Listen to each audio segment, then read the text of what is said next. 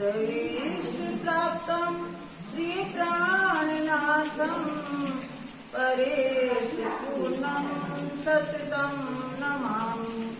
ब्रह्म प्रिया जागरणाय जाता सर्वस्य पाता भवसिन्धु त्राता विज्ञान दाता निज धर्म दाता दीने बंधो शरणं प्रपद्ये दीने बंधो शरणं प्रपद्ये। श्री बंधु सतगुरु चरण को करूं सप्रेम प्रणाम। अशुभ हरण मंगल करण श्रीदेव चंद्र दीना। श्री प्राणनाथ मूलपति श्री मेघराज सुनाम। तेरे कुंवरी श्यामायुगल को पल पल करूं प्रणाम, पल पल करूं प्रणाम।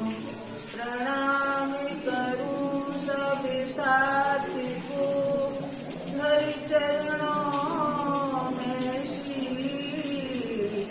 अंगना जाने दया करो बुद्धि दो किसी, बुद्धि दो। प्रणाम। परमात्मा सुंदर साथ जी, क्योंकि अभी लाइट नहीं है इसलिए सब शांति का सहयोग देंगे तो सबको सुनाई देगा। ये हमारा प्रसंग चल रहा था अभी तक का औरंगाबाद का। औरंगाबाद में शिवजी साहब उनके सुंदर साथ भाव सिंह हाड़ा के यहाँ गए थे। उनको ईमान आया, उनको शिवजी साहब की वाणी पर विश्वास आया। मुकुंदास के द्वारा उनकी जागनी हुई और मुकुंदास ने कितना धर्म के लिए अपने आप को कितना बलिदान किया और इतना कष्ट होने के बावजूद भी वो वापस नहीं लौटे। उन्होंने सोचा मैं जिस काम के लिए आया हूँ, मैं संदेश देने के लिए आया हूँ, तो संदेश दे बगैर कैसे जाऊँ। और मार खाने के बावजूद भी जो महंत रामदास था उसने डंडे से मारा था मुकुंदास को और कहा था कि अब कभी शहर में दिखोगे तो इसी तरह मारूंगा। लेकिन मुकुंदास इतना सब होने के बावजूद भी उन्होंने कहा कि भाई हम लोग जिस काम के लिए आए हैं उस काम को किए बिना कैसे लौटे, हम अपना काम ही पूरा करके जाएंगे। उन्होंने भिक्षा मांग करके 2 रुपए मिले उन्हें और 2 रुपए से उन्होंने रेशम का कपड़ा लिया, हाथ से थैली तैयार की, उसमें भोग प्रसाद रखा और एक कागज में 40 प्रश्न भागवत के और 15 प्रश्न वेदांत के लिख करके उसी थैली में रख लिए। और ये सोचा, पता लगाया वहां के लोगों से कि भाव सिंह हाड़ा यहाँ देवी के मंदिर में आता है दर्शन करने। वहां जाकर के छिपकर मुकुंदास बैठ गए कि यहाँ आएंगे तो हम भेंट कर लेंगे, नहीं तो ये तो सामने से भेंट करने नहीं देगा। जो रामदास महंत है ये तो दुश्मन बना बैठा है, जिसको दज्जाल स्वरूप कहा है महामती सीतानाथ जी ने कि जो धर्म की तरफ नहीं लगने देते दूसरों को। ऐसे ये अवज्ञाकारी लोग, इनसे बच करके छिप करके और देवी के मंदिर में मुकुंदास जी बैठ जाते। फिर वहां जब जाते हैं भाव सिंह हाड़ा तो उनसे भेंट होती है और उनको वो थैली पकड़ाते हैं और पत्र पकड़ाते हैं। पत्र पकड़ते ही पढ़ते ही उन्हें थोड़ी अच्छा लगा। पत्र पढ़ने के बाद इतने में वहीं रामदास महंत जी पहुंच गया, वो भी बैठा था। उसने कहा कि साहब इनकी बातों पर विश्वास मत करिए, ये तो कृष्ण के दो कृष्ण बताते हैं, ऐसा कहाँ लिखा है। आदि आदि बातों से वर्गलाते हैं। ये समझ जाते हैं भाव सिंह हाड़ा के विष्टावत ऐसे कह रहा है। तो भी कहते हैं कि अपने जो आपके कृष्णदास जी हैं महाराज, उनको बुलवाइए और मैं यहाँ से घोड़े दूंगा, बूंदी से आप हथनी ले जाइए और सबको लेकर के आइए और हमारे हवेली के पास ही इन्हें उतारा किया जाए, इनकी हम व्यवस्था करेंगे। रामदास महंत कहता है कि नहीं, हम हमारी ख्वाहिश है, हमारी इच्छा है कि हम इनकी सेवा करें और अपने घर के पास ही रखेंगे हम। तो इतने में भी मुकुंदास जी अपनी पीठ दिखाते हैं, कमीज उतारते कि देखो हमारी पीठ के डंडा के जो निशान है, पीठ दिखाते हैं। भाव सिंहाड़ा बहुत दुखी होता है कि यहाँ हमारे शहर में जो भी आता है, मेहमान अतिथि कोई भी संत महात्मा, उसको इस तरह से कष्ट दिया जाता है। ये जानकर कि वो बहुत दुखी हुए और रामदास महंत से कहा कि यदि तू पुरोहित ना होता, तू पंडित है, इसलिए हमारी नजरों से हट जाओ और हमारे देश से भी निकल जाओ, कोई भी प्रांत में चले जाओ, लेकिन यहाँ तुम मत रहो। तुमने ऐसा इनका सत्कार किया, ऐसा दुखी किया है। इस तरह से किस्सा यहाँ बनता है। मुकुंदास वहाँ रुकते हैं और फिर सिद्धि साहब सुंदर साहब को बुलवाया जाता है। मंदसौर से सिद्धि साहब आ जाते हैं। ये बहुत प्रसन्न होता है भाव सिंह और प्रतिदिन अपने अंतःपुर में, अपनी हवेली के अंदर कमरे में ले जाता है, उनकी पधरावनी करता है सिद्धि साहब जी की और रोज चर्चा सुनता है। और नरसिंह मेहता के भजन और रास कीर्तन होते हैं तो वो नाचने लगता है, झूमने लगता है अन्य सुंदर साहब की तरह। ऐसे भावावेश में वो आ जाता है, उसको इतना आनंद आता है कि वो सब कुछ भूल के और नाचने लगता है। ऐसा होते होते कई दिन हो गए, तब सिद्धि साहब जी ने कुरान की ही बातें की कि कुरान में अपने घर की बातें हैं जो मोहम्मद साहब अपना पत्र लेके आए हैं। अब आत्म जागृति का समय आ गया है, इमाम महदी स्वरूप जाहिर हो चुकी हैं और क़यामत के समय के 7 निशान और ब्रज रास जागरी का जो ये एक रात्रि खेल है, ये भी सब उसमें है। तब ये भाव सिंह भी चमत्कार देखना चाहता था। ये भी इसने कहा कि जो हमारे सैनिक हैं, जो 4 पठान लोग, इनको आप समझाइए, वो मुसलमान हैं, वो यदि समझ जाएंगे तो औरंगजेब बादशाह से हम लोग भी युद्ध करेंगे, हम आगे बढ़ के युद्ध करेंगे। सिद्धि साहब जी ने कहा हमें सौंपिए उनको और इस तरह से उनको समझाते हैं। इन पठानों में भी कई पठान अपने धर्म पर विश्वास लेके आ गए, जिनमें अब्बल खां था, निहीम खां था, जहान मोहम्मद था। ऐसे बिल्कुल पक्के हो गए थे मुसलमान और उनको जोश आने लगा था। जैसे परमधाम लाहौर का नाम लिया जाता था, बहुत इन्हें जोश आ जाता था और उसी में डूबते रहते थे। इस तरह से इतना इनको ज्ञान हो गया कुरान की बातें सुन करके कि हमारे घर की बातें हैं, तो ये सबको ये विश्वास आया कि यही हमारे आखिरी जमाने इमाम महदी शरीफ हैं। अब ये किस्सा यहाँ बनता है। कुछ समय बाद भाव सिंहाड़ा का देहांत हुआ, उसका अंतिम समय आ गया, उसका देहांत हो गया। अब जो फतेह मोहम्मद था सेना में सरदार, वो पहले जहान मोहम्मद को मना करता था कि भाई ये तो फकीर के चरणों में गिरने लगा, ये तो वहां जाने लगा।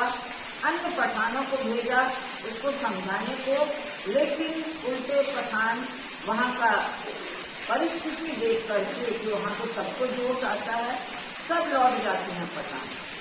उनकी कोई दाल नहीं गलती है, ना कुछ वो कष्ट पहुंचा पाते हैं। ये क्योंकि अरबी भाषा का अच्छा ज्ञाता था, इसलिए इसका नाम आरबी खान भी जहां मोहम्मद का। तो ये बराबर अपने ईमान पर टिके रहते हैं, इनका ईमान नहीं डामाडोल होता है।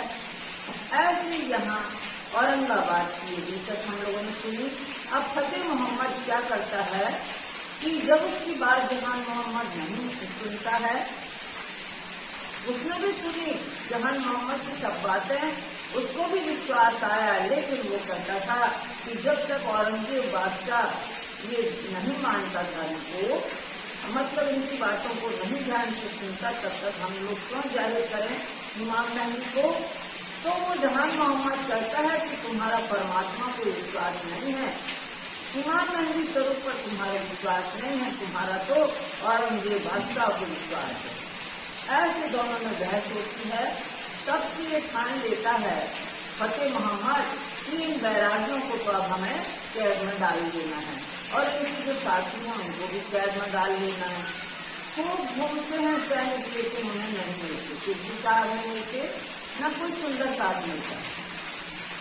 जबकि उसी के मोहल्ला में, फतू अल्लाह के मोहल्ला में रहते हैं चौधरी साहब, उसके घर के बाजू में रहते हैं। और आज की नहर ऐसी कि जहां मोहम्मद आता है और कहता है कि ऐसे ऐसे यहाँ ढूंढाई मची है तो आप यहाँ से निकल जाइए।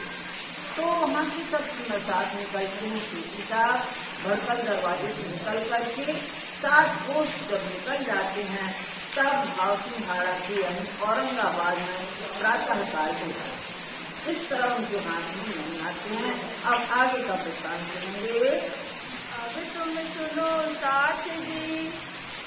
अब जो ये प्रकरण चलने वाला है, इस प्रकरण में पूरा शुक्राना है। शुक्राना यानी आभार प्रदर्शन, परमात्मा का आभार प्रदर्शन, कृतज्ञता ज्ञापन या धन्यवाद करना या शुक्रिया करना कि परमात्मा ने हमारी कितनी रक्षा की, हर जगह रक्षा की और सुंदर साथ को बचाया, इनकी हर तरह से रक्षा की। तो इसमें विविध दर्शन सार में यही बताया गया है। हे सुंदर साथ जी, अब आप लोग सुनिएगा। शुक्राना करो याद, शुक्राना करो याद, उनकी जो उन्होंने हमारे ऊपर की है, जो उन्होंने हमारे ऊपर मेहरबानी की है, कृपा की है, हमारी हर तरह से रक्षा की है, इस तरह से हमें उनका धन्यवाद करना चाहिए, उनका आभार प्रदर्शन करना चाहिए, परमात्मा का कृतज्ञता ज्ञापन करना चाहिए और हर पल उनको धन्यवाद शुक्रिया अदा करना चाहिए। हे धनी, आपकी बड़ी मेहरबानी जो आपने इतना हमारे लिए किया। इस तरह शुक्राना याद करो। एक बातून तुम्हें ऊपर, एक बातून तुम ऊपर, तुम्हारे ऊपर तो उनकी अंदरूनी मेहरबानी है। दिखाऊं तुम्हें बुनियाद, स्वामी रामदास जी कहते हैं कि शुरू से जब से हम इस संसार में खेल में आए, तभी से हम दिखा रहे हैं कि उनकी कितनी कृपा रही हमारे ऊपर। इन जिंदगी में आज लो, इस संसार में आज तक वेद कतेबों करी खोज, वेद और कतेबों ने खोज की। किसने? तीर्थंकर और पैगंबर कई ये अवतार, किन रोज न विश्व का ये नहीं मिला। एक दिन लोक में बुद्धि बुद्ध सुपन्न, तो बुद्धि बुद्ध जागृत से प्रत्येक होता है। यहाँ संसार में कितने ही महापुरुष हुए, कितने ही तीर्थंकर पैगंबर अवतारी पुरुष हुए, लेकिन किसी ने भी नहीं बताया कि अक्षर धाम कहाँ है, परम धाम कहाँ है, वो पूर्ण ब्रह्म परमात्मा कहाँ है, जिसकी शक्ति से छह ब्रह्मांड चल रहा है, ये किसी ने भी नहीं बताया। पर थोड़े अक्षर ना पाया, लेकिन आज तक किसी को अक्षर ब्रह्म का ठिकाना पता नहीं लगा। त्रिगुण थकी खोज ले बोझ, ब्रह्मा विष्णु महेश भी थक गए, ढूंढते हुए, लेकिन उन्हें भी वहाँ का पता नहीं लगा।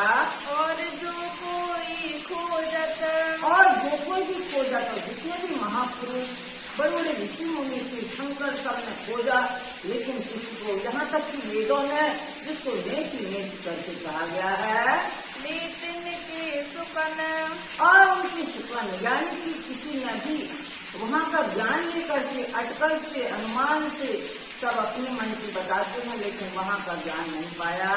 जिन्होंने नीत पुकारिया, जिन वेदों ने, जिनको संसार मानता है वेदों के ज्ञान को, उन वेदों ने भी नेति वेद निरूपा निजानंद निरूपाद मुका। रामचरितमानस में लिखा है कि उन्होंने भी कि यहाँ नहीं है, मतलब नेति ना लिखी यहाँ नहीं है, जो हम खोज रहे हैं वो पता नहीं चल रहा है। तो नेत नेत कैसे कहा है? खबर नहीं त्रिगुण, त्रिगुण यानी ब्रह्मा विष्णु को भी ये खबर नहीं है। तो तिनकी खोज सी, तो तिनकी खोज से, जब उन्हें जान ही नहीं है कि किस दिशा में है, ऊपर है कि नीचे है कि दाएं है कि बाएं है, किसी को पता नहीं है। उनकी खोज से मकसूद न होवे न, मकसूद यानी लक्ष्य की प्राप्ति नहीं होती है कि जब दिशा का ज्ञान ही नहीं है, जब पता ही नहीं है कि अक्षरधाम कहाँ है, तो कहाँ कैसे हमारे उद्देश्य की पूर्ति होगी। तो सारे जाहिर कर, सो सारे जाहिर कर, सो मोहम्मद श्री प्राणनाथ जी इस संसार में वो ब्रह्मवाणी लाए जिसको बेशक इलम कहते हैं, वो संसार में जाहिर किया। बैठाए मोमिना, और इन ब्रह्मात्माओं को इस संसार में अवतरित उनकी सुरताएं अवतरित हुई संसार में। अक्षर अक्षरातीत की, अक्षर और अक्षरातीत का ज्ञान जो अक्षर ब्रह्म को भी नहीं संभाले, अक्षरातीत के महल में प्रेम इष्ट वर्तक सो शुद्ध अक्षर को नहीं किन्वित के करती। अक्षर मन उपजिए यार, देखो धनी जी को प्रेम विलास, तब सत्यों मन उपजिए खेल अक्षर का देखते हुए। ये सब बातें अक्षर के मन में भी उत्पन्न हुई, जिन्हें अक्षरातीत ब्रह्म की अंतरंग लीला का, रंग महल की लीला का बिल्कुल भी ज्ञान नहीं था। कहूँ नहीं पहचान, किसी को भी पहचान नहीं है। तो कर पकड़ बताइया, तो मोहम्मद श्री प्राणनाथ जी से साहब अपने सुंदर साथ को हाथ पकड़ पकड़ के बता रहे हैं वो ज्ञान। दृढ़ कर दिया ईमान, और सबका विश्वास पक्का कर दिया। ये गुण पख इंद्री साहिदी, और इन सुंदर साथ की, इन ब्रह्मात्माओं की गुण पक्ष इंद्रियां अंतःकरण सब पवित्र और साक्षी देने लगे इसी बात की। और शास्त्रों के वचन, और शास्त्रों के वचन से भी पुष्टि करते हैं उस बात की। और भाषा सब साधु की, और साधु की भाषा, जो साधु संतों की भाषा जो उनकी वाणी में साक्षियाँ दी गई हैं, उस साक्षी से भी पुष्टि करते हैं। सिफत करे मोमिना, सिफत करे मोमिन, इस तरह से ब्रह्मात्मा की सिफत यानी प्रशंसा की जा रही है कि इन्हीं के कारण ये संसार बना और ब्रह्म सृष्टि के कारण ये ब्रह्मवाणी आई। जो नहीं अक्षर को जागृत में, जो नहीं अक्षर को जागृत में, अक्षर ब्रह्म को जागृत में ये ज्ञान नहीं है कि रंग महल में कौन सी लीला होती है, तो ये उन्हें मालूम नहीं है कि अक्षरातीत के महल में प्रेम इष्ट वर्तक सो शुद्ध अक्षर को नहीं इंगित खेल कर, उन्हें ये ज्ञान नहीं है कि यहाँ कौन सी लीला होती है। धाम अंदर की सुध, रंग महल की सुध उन्हें भी मालूम नहीं है। तो संयोग को दई, तो यहाँ ब्रह्मात्माएं जब आए संसार में, उन सखियों को सबका ज्ञान करवाया वाणी के माध्यम से। जागृत हृदय बुध, उनके हृदय में जागृत बुद्धि का ज्ञान आया। दिन बुध संग तारतम, और इस जागृत बुद्धि के साथ जो रूह अल्लाह संतोष देवचंद्री श्यामा जी अवतार जो तारतम लेकर के आए हैं, उस जागृत बुद्धि के साथ तारतम है, वो चाबी है सब वेद शास्त्र पुराण के खोलने की, वो चाबी आई उनके अंदर। सब कही हकीकत धाम, और सब कही हकीकत धाम, हकीकत यानी यथार्थ ज्ञान, ये सब ज्ञान कहा। तो वतन संयन का, सो वतन संयन का, जो ब्रह्मात्माएं अपने वतन परमधाम में जो रहने वाली थी, जिनका विचार है, जाहिर किया इस धाम, इस नश्वर संसार में इस छठ ब्रह्मांड में जाहिर किया। धाम अंदर की बात, और अंदर की बातें जो आज तक अक्षर ब्रह्म को मालूम नहीं है, और श्यामा जी महारानी को ये मालूम नहीं है कि अक्षर ब्रह्म कौन है। एक दूसरे को किसी को भी ज्ञान नहीं है।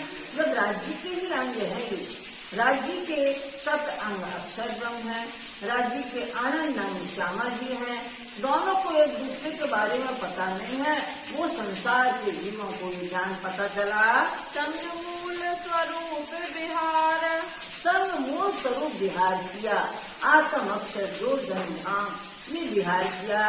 जो बात मूल स्वरूप के चित्त में, जो मूल स्वरूप के चित्त में जो बैठे हुए हैं पहली भाव में मूल मिलावा मन के चित्त में जो बात आई कि हमें ऐसा करना है, वो सब उन्होंने यहाँ खोल के रख दिया वाणी के माध्यम से। ताकू सैया खबरदार, उसको ब्रह्मात्मा ही जानती हैं। जो अक्षर पावे नहीं, जो अक्षर में जो ज्ञान नहीं पा पाए, जो उन्हें पता नहीं है, वो यहाँ ब्रह्मात्मा सहजता से ब्रह्मवाणी के द्वारा प्राप्त कर रहे हैं। सूत्र गुण पास क्यों हुए, जब अक्षर ब्रह्म को मालूम नहीं है, जो कि अनेकों ब्रह्मांड बनाते हैं, एक पाव पल में अनेक ब्रह्मांड बनाते हैं और मिटाते हैं, जब उन्हें ये शुद्ध नहीं है कि ये ब्रह्मांड बना, इसमें ब्रह्मवाणी आई, परम धाम कैसा है, रंग महल की क्या लीला है, जब उन्हें शुद्ध नहीं है तो यहाँ की जो अनेकों ब्रह्मांड में अनेकों ब्रह्मा विष्णु महेश होते हैं,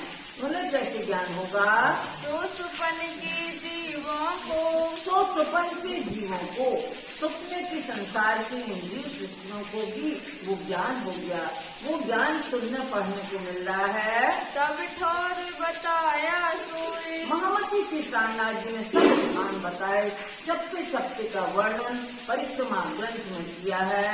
ए मेहर मोमिनों पर, ये कितनी अपार है, ब्रह्मात्मा के ऊपर इतनी मेहरबानी जो उतरी। सबों पाई इनो सोहबत, और इनकी सोहबत से ईश्वरी सृष्टि ने भी पाई और जीव सृष्टि ने भी ये ज्ञान प्राप्त किया। यह समय हके किया, ऐसा समय राजी महाराज ने दिखाया सबको। पर्दा रोज क्या मत, जिसको कुरान में कहा था पर्दा रोज क्यामत, यानी कल के रोज आत्म जागृति होगी, वही समय अब आने वाला है। इन भात मेहर मोमिनों पर, इस तरह से इन ब्रह्मात्मा पे अति कृपा है, बहुत भारी कृपा है इन ब्रह्मात्मा पर। कई अलेखे अपार, बेशुमार है, अलेखे जो गिनती में नहीं आ सकती, इतनी हर पल वो हमारे ऊपर कृपा करते हैं, मेहरबानी करते हैं। तो इन जुबान के सी कहो, तो स्वामी लालदास जी फरमाते हैं कि इस जुबान से हम कैसे कहें। दी बातून दे बातून यानी अंदरूनी सब रहस्य बताते हैं। अब 1100 साल का, अब 1100 साल का यानी 11वीं शताब्दी या 1100 साल पहले लिख भेजा अल्लाह कलाम, यानी सतगुरु श्री देवचंद की और ब्रह्मात्मा नहीं आई थी। साल 990 मास 9 हुए रसूल को जब रूह अल्लाह में सरगार जो मोमिन उतरे तब, यानी एक शताब्दी हो जाने के बाद उसके पहले ही मोहम्मद साहब ये ज्ञान लेके आए थे। खोज करी सब सृष्टि ने, और कुरान का ज्ञान वो लेके आए थे। पाया ना काहू निज धाम, और किसी ने भी निज धाम नहीं पाया कि वो परम धाम कैसा है, कोई नहीं जान पाया था कि ये कौन दिशा में है, इसकी जानकारी किसी को नहीं थी। तो अमर इस्लाम की, तो इस्लाम सत्य धर्म निजानंद धर्म की जो सत्ता है, जो आदेश है, जो हुक्म है, सब हाथ गई मोमिना, ये मोमिनों के हाथ में हुक्म की सत्ता आ गई कि जो ये करेगी वही होगा। खुली हकीकत मार्फत, और खुली हकीकत मार्फत यानी कि हकीकत के दरवाजे और मार्फत के दरवाजे। हकीकत माने अक्षर ब्रह्म का ज्ञान, अक्षरधाम का ज्ञान, और मार्फत यानी परम धाम का ज्ञान, ये सब जाहिर होने लगे।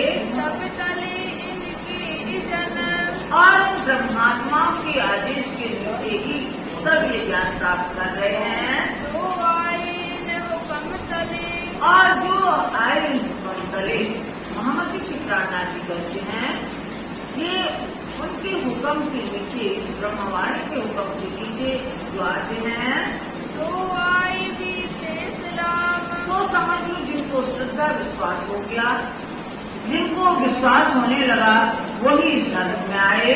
तो सब उसका हो चुका, और जो सिद्धि साहब जी के पास जिसने सिर झुका लिया, जिसने दीदार कर लिया, वो उसका हो जाता है। यानी वो कहीं भी रहे लेकिन उसकी आत्मा यही रहेगी, वो बराबर उसका हो जाता है। जिन खुली रब्बानी कलाम,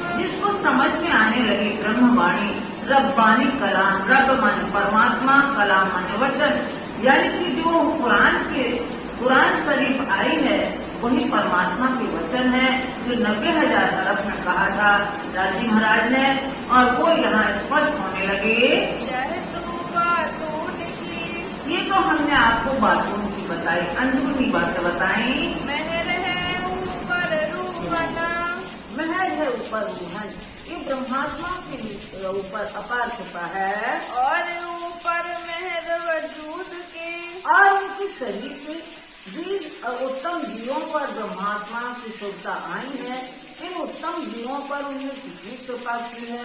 अंदरूनी तो कृपा है ही, बाहर भी उन्हें कोई कष्ट न आए इसकी भी वो रक्षा करते रहे हैं। तो जाहिर देखो मोमिना, तो परमात्मा आप अपने प्रत्यक्ष आंखों से देखो इसको। पहले मूल ब्रज में, पहले सर्वप्रथम हम परम धाम से पहले खंड में, यानी कि 3 तकरार जो बताए गए हैं कुरान में, 3 खंड में जो लीला होनी है, पहला खंड है ब्रज का।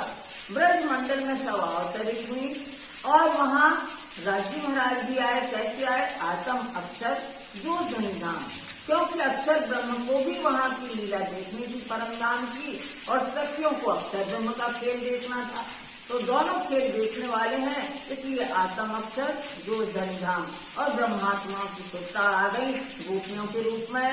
जीते पड़े विघन, ब्रज मंडल में कितने राक्षसों का उत्पात रहा, लेकिन कोई भी किसी का बाल बांका नहीं कर पाया। ऐसे उनके सब रक्षक थे, यानी ईश्वरी सृष्टि वो रखोपा करती थी। श्री कृष्ण जी को न तलवार उठानी पड़ी, न डंडे उठाने पड़े, कुछ नहीं उठाना पड़ा, और सब राक्षसों का संहार होता गया। ऐसे राजी महाराज ने रक्षा की। तो सारे दफे हुए, तो बलाएं जितनी आती थी सब दफे हो जाती थी, सब मिट जाती थी, दूर हो जाती थी। हुए संसार में धन धन, ऐसे संसार में धन धन हो गए ये गोप और गोपियाँ।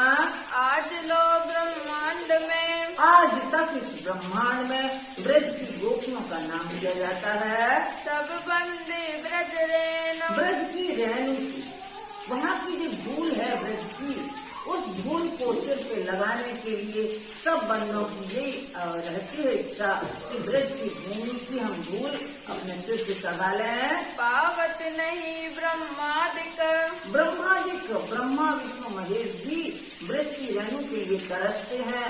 ब्रह्मा ने उनकी जूठन पाने के लिए कितना प्रयास किया, कहीं मछली बन के आए पानी में कि कोई कुल्ला ही कर दे, बाल बाल कृष्ण जी कुल्ला कर दे तो हमें जूठन मिल जाए, प्रसाद मिल जाए उनका, लेकिन कुछ नहीं मिल पाया, क्योंकि उन्होंने परीक्षा ली थी कृष्ण जी की। कृष्ण जी ने कहा कोई भी अब यमुना नदी में कुल्ला नहीं करेगा, कोई भी हाथ नहीं धोएगा। और वो समझ गए कि ये मछली बन के आए हैं। तो इस तरह से जो रोज हम भोग में गाते हैं नगर गणित में कि ब्रह्मा जी मछली बन के आए तो जूठन नहीं पाए, सो जूठन धन सहज कृपा पंचम दिन पाए। बहुत उन्होंने किया लेकिन वो कुछ नहीं पा पाए। थे मोमिन बीच चैन, और वहाँ तो मोमिन जो ब्रह्मात्मा आई थी गोपियों के रूप में बड़े चैन और आनंद में रहती थी, क्योंकि उनका पूरा समर्पण श्री कृष्ण जी में था। भले ही वो छोटे से थे, भले ही वो बाल्यावस्था में थे, लेकिन उनको तो बस आकर्षण था कृष्ण के प्रति। उन्हें ये नहीं था कि हमारे कौन है, ये ज्ञान न होने के कारण, लेकिन उनका प्रेम था, परम धाम का प्रेम उनके साथ में था, और प्रेम के वशीभूत होकर के बिल्कुल दीवाने रहती थी कृष्ण की लीला देखने के लिए। अपने घर के हर काम करती थी, लेकिन ध्यान उनका कृष्ण में रहता था। ऐसे वो आनंद में रहती थी। फिर आए बीच रात के, फिर आप ब्रज मंडल से रास मंडल में पहुंचे, जो कि योग माया का ब्रह्मांड था, चेतन ब्रह्मांड। यहाँ अर्ध चेतना अवस्था थी, आधी नींद थी, आधी जागृत अवस्था थी। कहा दूसरा दिन, इसको कुरान की भाषा में दूसरा दिन कहा गया है। पहला दिन ब्रज का, दूसरा दिन रास का है।